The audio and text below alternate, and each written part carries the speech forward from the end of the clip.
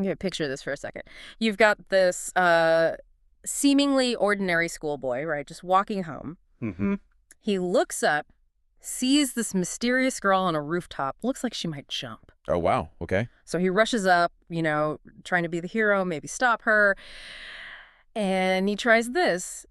Well, let's call it an unusual compliment. Something like, "You're too hot to die." He actually says that. Seriously. Apparently so. And her reaction, she just leaps over this fence like an 8-foot leap and bam! Stabs him right through the chest. With a sword. With a sword made of blood. Okay, well, that's certainly not your typical first meeting. Yeah. And that whole bizarre, almost kind of funny intro really just kicks things off for what we're diving into today. Absolutely. Welcome, everyone. We're doing a deep dive into this really captivating story from a YouTube video. It's called "He Acts Like an Ordinary Boy, but in Reality, He's an Immortal with Destructive Powers" by Anaspot Recapped. And our mission today is basically to unpack all the wild layers here.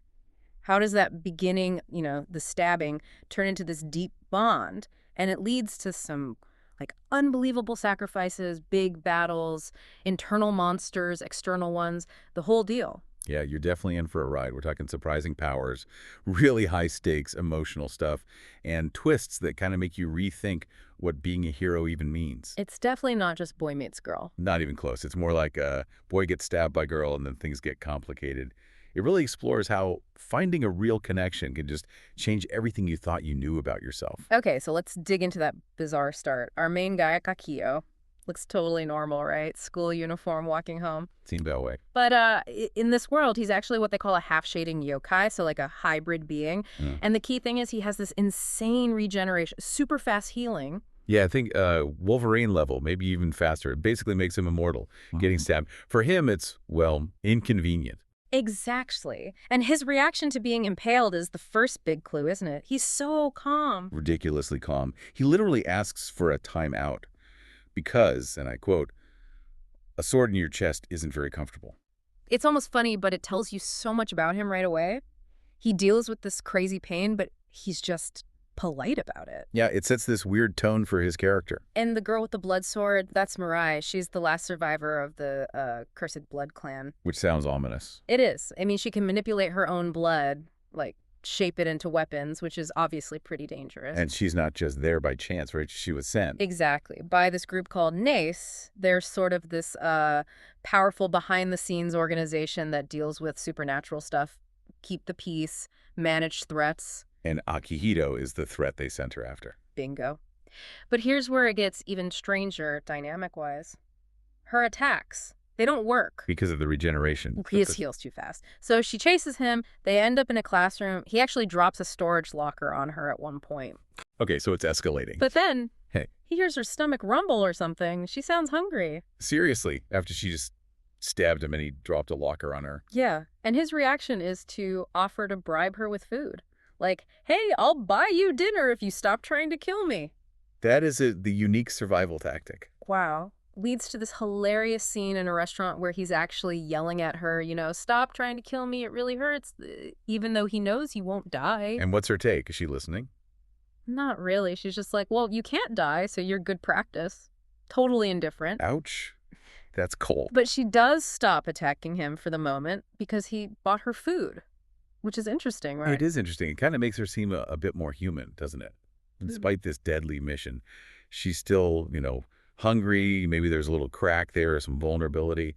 Or she's just curious about this weird immortal guy. Could be. And her mission gets complicated, too. The NACE group tells her, "Okay, don't kill him yet, just watch him." The plan is she'll execute him later. Specifically when his shadowing half shows up again. So there's more to his nature we haven't seen yet. Exactly. And this is where Mirai starts to really struggle internally. You can see she hates being a spirit hunter. She starts thinking, is this guy really bad? He seems like a good person. Does he actually need to die?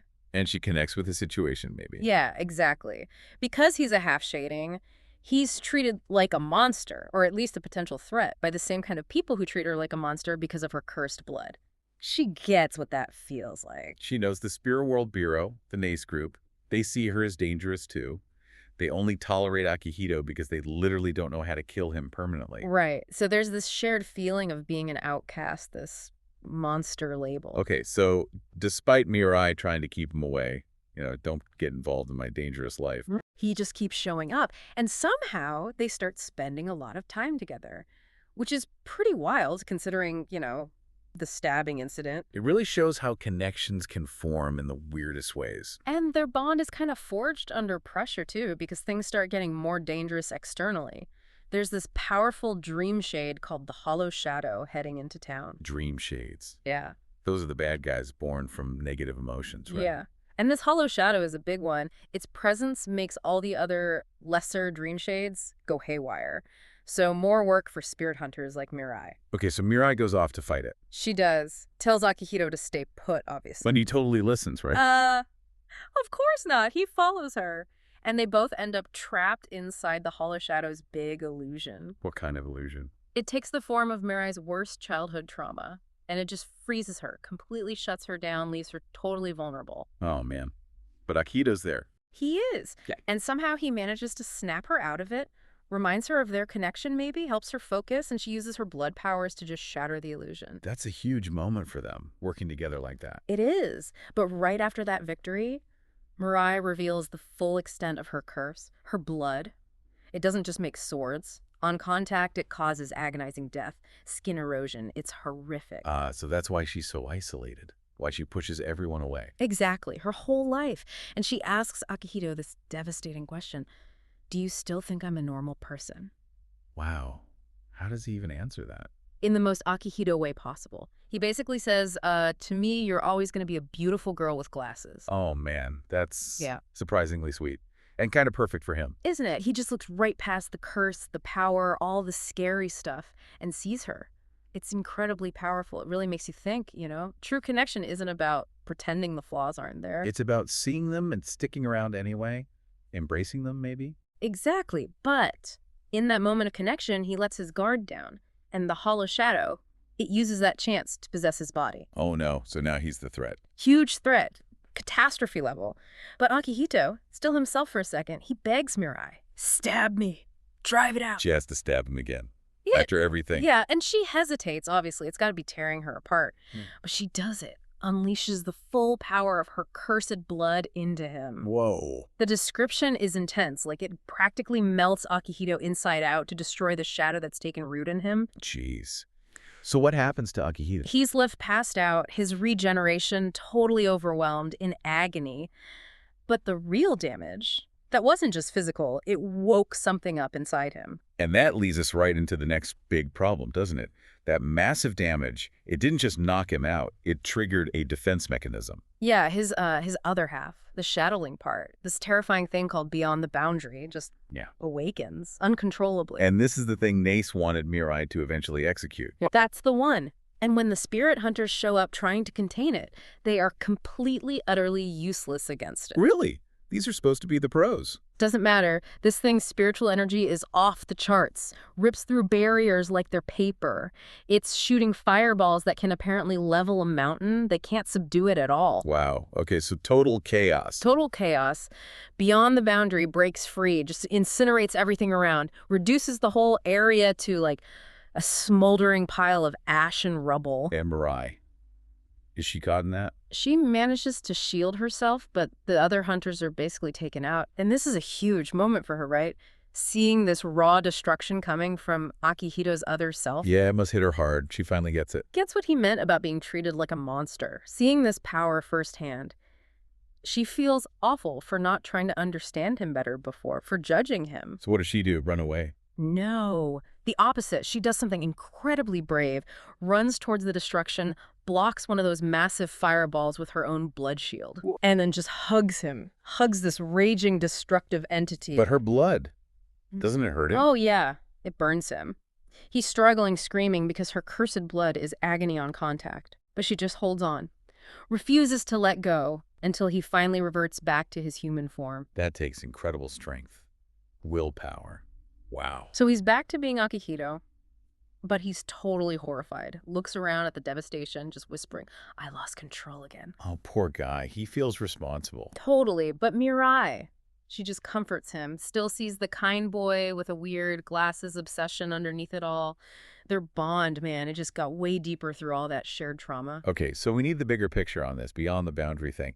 What exactly is it? Well, it turns out it's this super dangerous dream shade, like exceptionally dangerous, born from centuries of humanity's collective negative vibes, fear, hatred, all that bad stuff. So potentially world-ending. If it fully manifested, yeah, Yeah. absolutely. Luckily, what's inside Akihito is just a fragment, a small, unstable piece, but clearly even that piece is insanely powerful. And we get some backstory on why this hits Akihito so hard, right?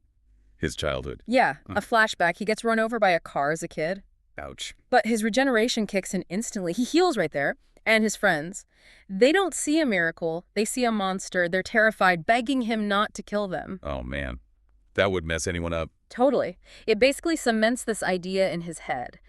When he loses control, he is a monster. It's how he sees himself. So back in the present, his condition is getting worse after this latest transformation. Right. So Izumi Nace, she's one of the top Nace agents, she steps in and basically puts him into a magical sleep because he's deteriorating. Can anyone actually help him? Yeah. Treat this. That's the problem. Another hunter, Ayaka, she admits she can't. Half shades like Akihito are just too rare. There's no known cure, no treatment protocol. So he's stuck. And while he's weakening, His human side gets weaker, and yep, beyond the boundary takes over again. Escapes. Even though it's weakened from the last fight, it's still out there. which sets up this absolutely gut-wrenching decision for Mirai. Yeah, Nace comes to her with this plan. It's perilous, to say the least. What's the plan? Nace says, look, beyond the boundary is weak right now. If you, Mirai, hit it with your absolute full power, you might be able to draw it out of Akihito without killing him. Basically separate them. Oh, okay. But there's got to be a catch. Huge catch. If she does that, beyond the boundary won't just dissipate, it'll invade her body instead. And that would. Almost certainly kill her. Nace is very clear about that. Wow. So save him, but die herself. Pretty much. And Nace even warns her, Akihito wouldn't want this. He'd want you to just kill him and live your life. But Mirai, she's not going to do that, is she? Nope. Her decision is instant, unwavering. She basically says she doesn't want to live in a world where Akihito has to die to save her. Wow. That's not just duty or heroism. That's love, isn't it? Pure sacrifice. Absolutely. It's this profound statement that finding someone who truly sees you, like Akihito saw her, changes everything. It redefines your own worth, what you're willing to do. Her mind's made up. So she goes to face it. This weakened beyond the boundary. Yeah. The final battle. She finds it sleeping, actually. Hesitates for just a second. Maybe seeing Akihito in there. Must be agonizing. Then she charges. It's this intense fight, dodging fireballs, spraying her cursed blood, and there are these flashes, these split-second moments where she remembers Akihito's smile. Shaking her resolve. Briefly. But she pushes through, refocuses, knows what she has to do, lands a blow, injures it, then goes in for that final attack, knowing it's probably the end for her. And what happens to Akihito? He wakes up, days later, seems like, hospital bed, and Mirai is there, sitting beside him. It seems that way. They spend this perfect normal day together. Or, well, normal for them. She puts a pig's head in his fridge. Big head. Okay, yeah, normal for them. Right.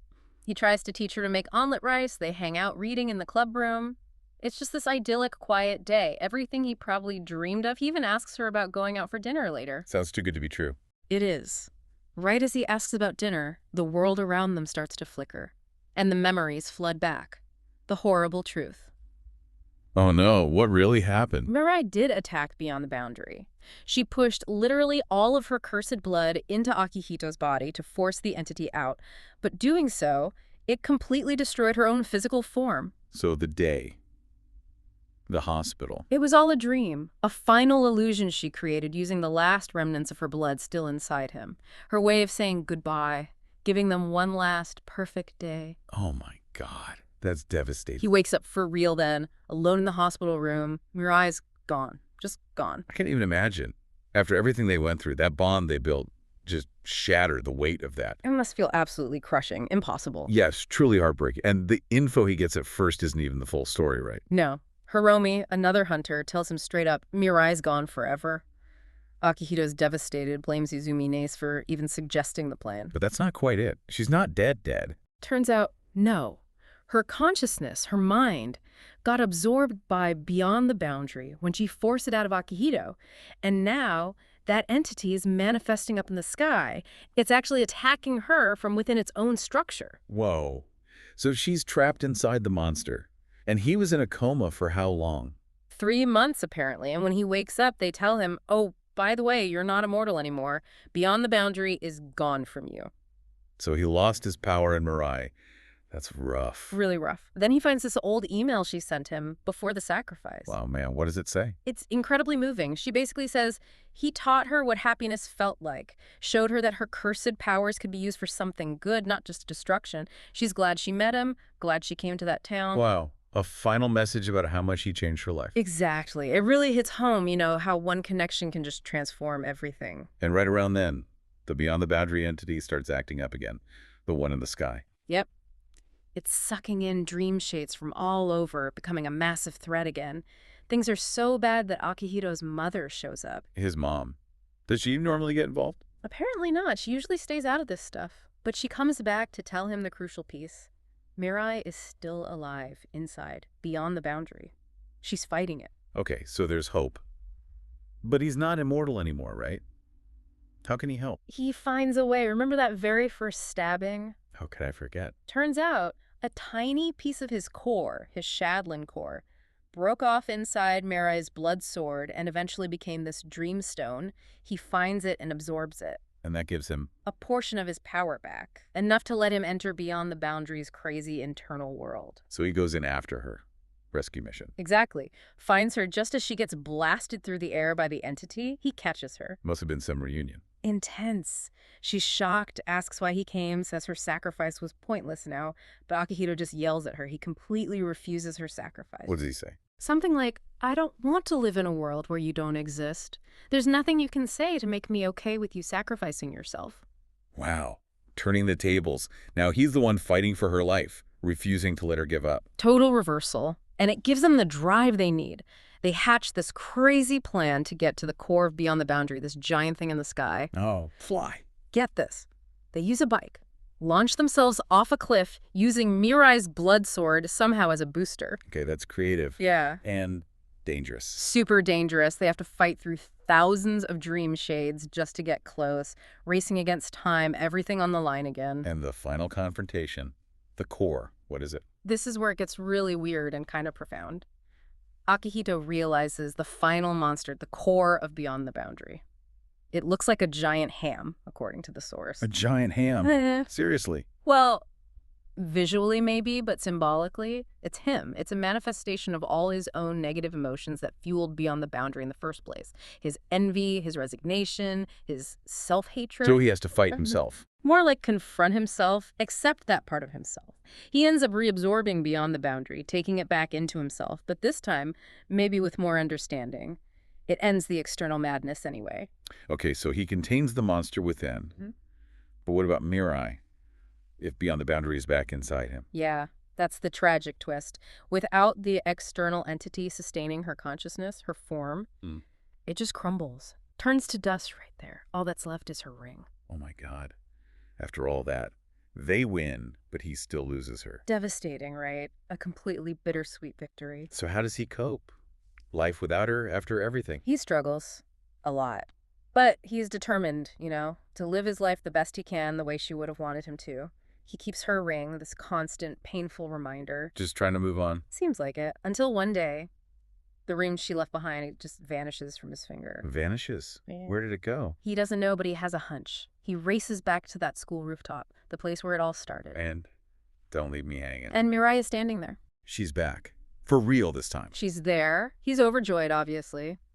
Relief, disbelief, all of it. But there's one last massive, heartbreaking problem. What is it? She doesn't remember him. Doesn't remember anything. Who she is, who he is, their entire history. Gone. Wow. Just wow. What a roller coaster. From that insane rooftop stabbing. Right. To this profound love story forged in constant near-death experiences and sacrifice. Yeah, the story is just packed. Surprising powers, these impossible choices they have to make, characters changing so dramatically. It's really a journey of self-discovery, isn't it? Finding family, connection in the absolute weirdest, most dangerous circumstances. And it shows the power of that connection, even when things seem totally hopeless. Yeah, and it really blurred the lines, Yeah. between who's the monster and who's the hero, this constant search for identity when the world keeps trying to slap a label on you. And maybe that true strength, it's not just about having powers like regeneration or blood swords. Maybe Hmm. it's in the vulnerability, the empathy. Connections you make, Yeah, how they change you. absolutely. Which kind of leads us to a final thought, something for you to chew on. Yeah. If someone you care about that deeply, someone you shared all that with, comes back to you, but they have no memory of any of it, what defines your relationship then? Hmm. Is it the past that only you remember? That shared history that's now one-sided? Or is it about the future you could build, starting completely from scratch, day by day, with this person who is both familiar and a total stranger? Yeah, that's a heavy one to end on. Yeah, What do you that, even do with that?